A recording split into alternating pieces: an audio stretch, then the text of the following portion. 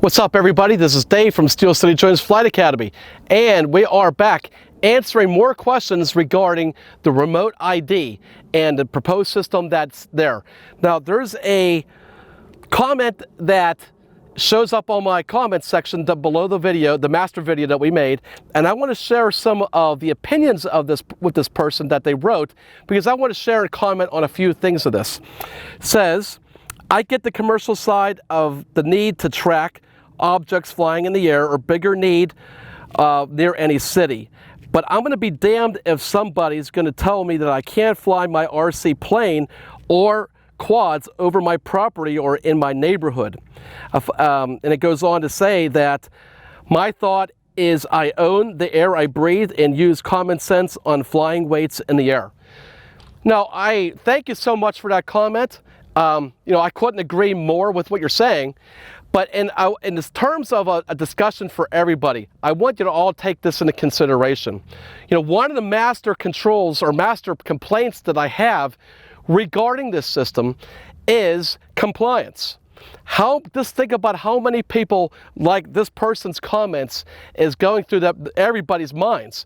I'm not going to have anybody tell me where I can fly my aircraft. And and nobody likes change, and everybody says, "Oh, you know what? I'm not gonna."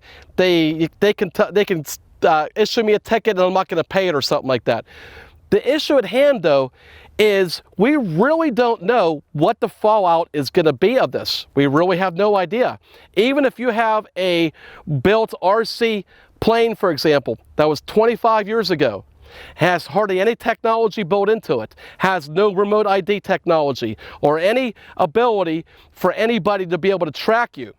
But now let's say you go fly it in an RC park, or you go fly it over your house, like you have a big open area like this, and you're just flying it over your own property.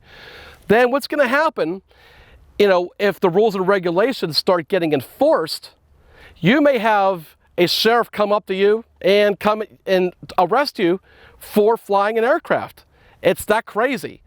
We really don't know what the answers are, but obviously, thousands of people are going to have the same ideas. So I'm not saying anybody's opinion is wrong.